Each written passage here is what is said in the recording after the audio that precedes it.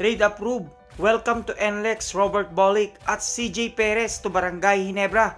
Yan ngang ilan sa mga maiinit na pag-uusapan natin sa videos na ito, mga ka-idol. Sa ngayon nga mga ka-idol, mas pinatitindi ang tapatan sa Commissioner's Cup, lalo pat nakikilala natin kung sino-sino nga bang mga import ang malalakas sa ngayong season at kung sino-sino nga bang mga team ang mas pinalakas pa. Na kung titingnan nga natin mga ka-idol ang current standing, na sustain nga ng Magnolia Hotshots ang pagiging undefeated simula pa lamang noong PBA on tour. Kung kaya tila nga'y magiging tama ang pakiramdam nitong si Coach Chito Victorero na una na nga niyang sinabi na makukuha nila ang kampyonato ngayong Commissioner's Cup. At tila naman ay pinalakas na din ang Phoenix Super LPG na may 6 na panalo at 1 talo pa lamang. Meralco Bolts na may 5 panalo at 1 talo at Barangay Ginebra na may 4 ng panalo at 2 talo na. Andiyan naman ang Northport Batang Pier na may 5 panalo, 3 talo. San Miguel Birime na may 3 panalo, 3 talo. TNT na may 2 panalo, 3 talo. Tira Firma na may 2 panalo at 4 na talo. Rain or Shine na may 2 panalo na at 5 talo. Habang nasa bottom 3 naman ang NLEX Road Warrior, Blackwater Bossing at Converge Fiber Xers na wala pa rin nga hanggang ngayon na naipapanalo. Na kung babalikan nga natin mga ka-idol na naging matinding laban nung nakarang linggo, tinalo nga ng Rain or Shine. Simula nga nung nagpalit sila ng import ay nakapanalo na itong Rain or Shine. At tinalo nga nila ang NLEX sa score na 113 at 101, kung saan ang kanilang bagong import pa rin ang naging best player of the game.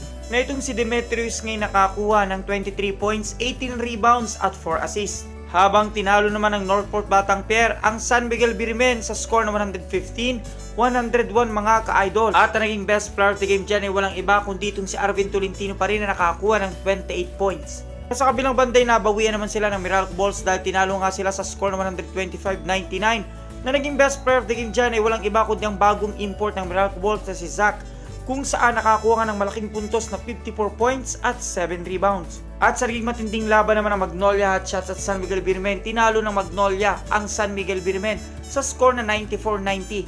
At ang naging best player of the game dyan ay walang iba kundi itong si James Laput na nakakuha ng 14 points, 7 rebounds at 3 assists. Habang bumawi naman ang Phoenix Super LPG at mas pinalakas sila sa ngayon dahil tinalo nga nila ang defending champion ng Barangay Ginebra sa score na 82-77. Na tila nga ikinatuwa ng bagong player ng Phoenix Super LPG na si Kenneth Tufin dahil siya nga naging best player of the game na 18 points. Kung saan sinasabi nga na tila na-ambush ng Fuel Masters ang Gin Kings sa San Jose, Batangas. At ngayong darating na linggo ay mas pinatindi pa ang tapatan sa bawat team dahil maghaharap nga ang Tira Firma at Converge Fiber Xers, TNT at NLEX, Blackwater Bossing at TNT, San Miguel Birimen at Barangay Ginebra, Rain or Shine at Magnolia Hotshots, Converge at Meralco, TNT at San Miguel Birimen. Nitong nakarang araw ngay may pinost itong si Snow Badua mga ka-idol kung saan ito ngay about sa maaaring maging trade nitong si Robert Bolick at Ken Salado na sinasabing bound to NLEX for Don Trellano, Chris Rosales at Benedict Aramos. Nasa ngayon nga mga ka-idol ay naprobahan na at itong si Robert Bolick ay bound to NLEX na. Nabase nga sa naging trade package mga ka-idol, NLEX gets Robert Bolick and Ken Salado,